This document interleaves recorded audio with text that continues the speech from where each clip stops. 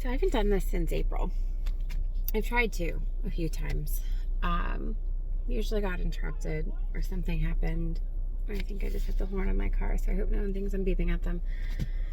I have a few minutes. I'm picking my kids up from camp in a few minutes. The town we're in, they have all week off from camp.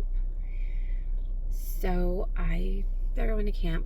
They have a week off from camp. They have a week off from school. So they're going to camp for a couple of days to get some of their crazy energy out and all that. See, I think it was April. Ironically, the last time I did try to do this before I got interrupted, I was wearing the exact same shirt they've worn in the only other 2 videos I've ever actually put up. So this time I'm in a new shirt. So, and my little one is asleep in the back, and I've got about 15 minutes. So I figured I could just ramble for a minute.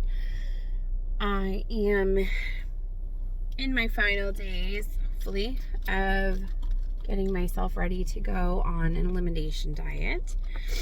A couple months ago, I had an appointment with my doctor. I am currently seeing a functional medicine doctor again. I did years ago, and then I stopped, and then it was in May, right before my birthday.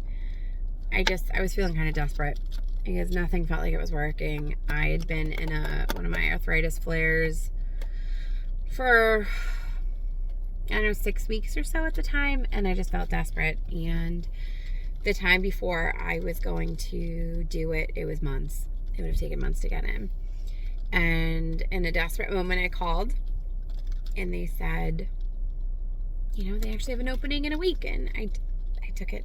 And this doctor, I'd seen him before, and I was like, hey, I've done lots of research. Should I do the carnivore diet? And he said, no, don't do it. It's very restrictive, all the things. So I tried some of his protocols. I've been on minocycline.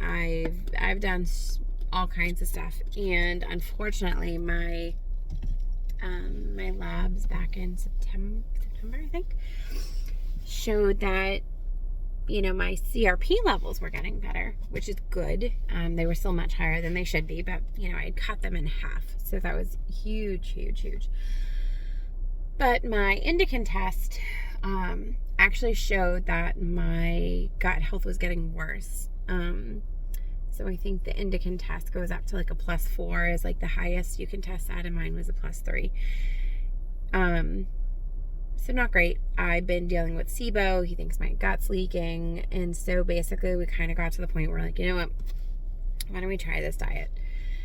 And I said, okay, I'll try it. I've kind of had a feeling literally for years that I was going to need to. I had actually many moons ago written out a whole plan to go on a complete carnivore diet. But then, doctor after doctor advised not to do it and all these things. And then finally, we got to the day where I was like, you know what, this isn't working. We're going to try it. So I agreed. And then I talked to my husband, who was not really for it. Had a lot of reasons to think it wasn't a good idea. But I was like, you know what, I'm going to do it. I need to do it. And so basically, what I did was I kind of came up with a game plan to get myself there. Because I was like, oh, this is going to be a lot. It's going to be hard. And I think I overthought it. And it was just going to be really hard. And, so I needed to wean myself down. And then it occurred to me like, oh, it's the holiday season. It's my oldest kiddo's birthday. We're going on a camping trip. Like, there were just so many reasons why, like, the oh crap factor kicked in. So I wrote out a plan. And I still have pictures of my plan that I might as well burn at this point. But it was, a slow plan to work down. I could do low carb, no problem. Like bread, pasta, I don't care. Fruit, could take it or leave it. Sugar in my coffee, that was my big one. And so I picked a day, and it was on the calendar to go sugar-free. Unfortunately, for whatever reason, which is why sometimes I'm convinced that somebody out there really hates me, the same day that I decided that I was quitting sugar, my house went down sick. So the stomach bug tore through the house. It took probably 10 days to hit every member of the house and be gone. I was one of the first to go, but ironically, I didn't have the same symptoms, so I attributed it to maybe it was just, the sugar withdrawal. I make it a good week. I get to over a week, I've had no sugar, so I go through the whole detox thing. But I was feeling a little lightheaded and not so good. And a lot of the reading I did suggested that was the SIBO die-off. If you've ever had SIBO and you are treating it, it sucks. It's not fun at all. It's miserable. And I let myself in a weak moment be convinced that, something was wrong. I'm not doing okay. I should be worried about my symptoms. And I caved.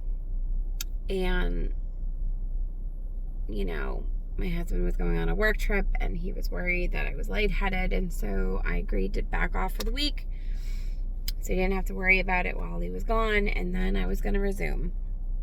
And then I didn't. And I'm almost dreading it more now than I was then, because then it was okay. I was excited and I was going to get better, and I picked a day and I was just going to do it. And now every time I pick a day, I can find 4 other reasons why it might not be a good idea. This school year has been particularly hard, and my house just keeps going down with illness after illness after illness. And I have a lot of stuff on the calendar, and it's holiday season and all the stuff. But more or less the last few weeks, I don't remember the date, but I've been mostly off of sugar. Saturday I crashed a little. Saturday I just had a really hard day, and I ended up not planning well and ate the food that was available, and Sunday I felt terrible. So I am trying really, really hard to stick to it for right now. But I'm only doing basically sugar-free, not even perfectly sugar-free. Like I got a coffee this morning and it had a little bit of sugar and a little bit of fake sugar. Thursday is Thanksgiving, and we are going somewhere that we paid to go for. I'm going to try my darndest to mostly stick to it, because it's so hard to get back once you mess up. But I think I looked over the menu. There should be enough options, and honestly, it's one meal, and I do need to break my all or nothing mindset. It doesn't serve me. Where like you either do it or you don't. Like, it doesn't have to be like that. Like, you can have one meal or you don't do it, and then it doesn't mean that have to do everything. Like, I really wanted to go to Dunkin' Donuts. It's holiday season flavor, and I wanted some more caffeine because I'm tired. But I got an unsweetened iced tea. Truth be told, I might drink a coffee later, because I am determined that no later than Monday I am back on the bandwagon. I'm really actually kind of disappointed in myself, though, because next week I have to get labs for everything, and I didn't do it. And it's embarrassing. It's embarrassing to go to your doctor and be like, the thing I was supposed to do, well, I didn't do it. I mean, I guess I should give myself a little bit more grace, because people have trouble sticking to diets. It is holiday season, so I don't know why I thought this would be the best time to do it. But, that's okay. I'm going to just be honest. Like, hey, I didn't start, but I've done this, and it will give me an indication of if the changes I made did make any positive difference or not. And then literally as soon as I get those labs drawn, I'm going to start, because I have to. I'm not at the highest weight I've ever been in my entire life. I actually, at one point during some of my worst, it was probably like 15 pounds heavier than I am right now, but I'm still way too heavy for a girl who's 5'1". I mean, sometimes I get tired and I'm like, oh man, why am I tired? And then I realize I'm dragging around 52 pounds more than I was this time 4 years ago. And it's exhausting, and I'm really good at not continuing to gain weight. Like, when my autoimmune went cuckoo, I blasted up. Like, I was really bad. but I haven't gotten heavier than my heaviest point then. So for 2 years now, I've more or less maintained the same weight. So I know that I can maintain my weight. I just, for whatever reason, I got really swollen, and it's uncomfortable, and it provokes a lot of shame. And I want to say I'm above my weight. Like, I am above caring about what my weight is, but I'm not. I mean, there are so many things like I'm thinking of doing. I'm like, oh, if I lose 20 pounds, and I'm like, when does 20 pounds need to be my marker if I get to do something for myself or not? Like, what does that really say about anything I'm doing? But yeah, so that I'm gonna give it a go again. I weighed myself over the weekend, and before I screwed up, I was like 252 something, whatever the ounces were. Ate a bunch of shit Saturday, pardon my language, which brought me up to 254. And it's really sensitive to shitty food. I have no idea what I weigh right now. I'm not even going to bother to check until before I start. Because I just don't want to. I don't want to be discouraged and do something stupid. I'm trying to decide right now if I'm just going to rip everything out at once or if I'm going to do a slow, painful crawl. Since I have to do the walk of shame 2 weeks after my labs and tell my doctor, like, hey, I didn't do it the past few months like I was supposed to. At least maybe if I just do everything at once, I can have the victory of like, but I did it. And I have no coffee in my system and no carbs and no sugar and no fruit and nothing. So, I don't know. Maybe that's what I'll do. And just checking my watch again for the time. That appointment is December 16th, which I think December and I aren't friends.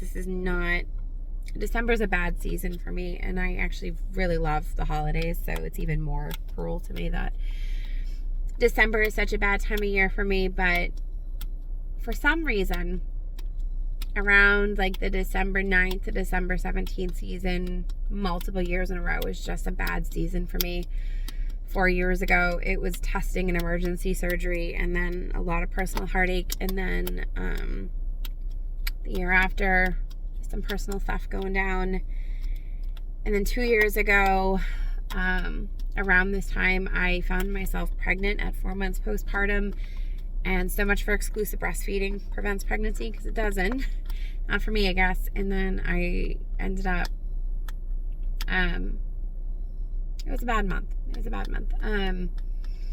Of bleeding and appointments and panic, which ultimately ended in a miscarriage and hemorrhaging and, surgery because of that. And then last year,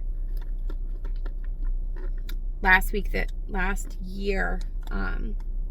same week was another personal trip into hell for me, followed by another procedure, ironically the same day I had my D&C the year before. And funny enough, this year I have my follow-up with my doctor on December 16th, so we'll see. I mean, luckily I creep on my portal. I'll know what my lab results are before I talk to the doctor, so I, in theory, shouldn't get any life-altering news that day. I might get some scolding, which is fair.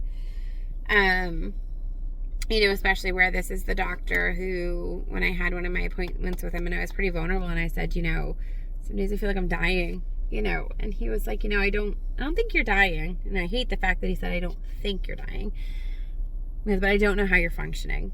And I feel that's my core. I don't know how I'm functioning some days. I'm surviving, not thriving. And functioning is probably being as nice as you can be about what is going down with me right now. So, yeah. So as I sit here and drink my tea with fake sweetener, which I know I shouldn't be drinking because fake sweetener is bad too, but I'm trying to soften the blow of the detox this time, where last time I had gone from like full-blown normal diet to no sugar at all, without even weaning down. Just cold turkey did it, and I was miserable by day 3. So this time now, sugar is a much less common part of my diet. So I'm hoping it softens the blow a little bit. Not looking forward to the caffeine headache. That's going to be brutal. But I'm also, no, I haven't been better about not drinking as much coffee. That would be a lie. So I can't even say that with a straight face. But yeah, so I'm going to give it a go. Going to give it a go again. And see if I can save myself, because, you know, I'm not a spring chicken. I'm 37.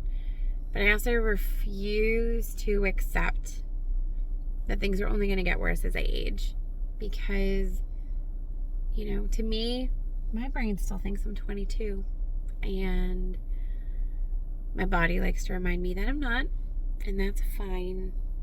But I feel like my mind and heart should count more than my age. And I want my body to match the youthfulness that my mind feels, if that makes sense. And I don't accept that I'm just going to get old and creaky and miserable. You know, I want to live a full, happy life. I want to be a very active part of my kid's life. I want to live. I want to be okay. And, you know, I would be lying if I said I didn't want to drop some weight. You know, it's not fun to be 5'1". Apparently I shrank, and be the weight that I'm at. It's not pleasant. It makes things much harder, and it makes me afraid to seek out care when I need it, because I'm afraid that the automatic assumption is going to be that it's just because I'm heavy.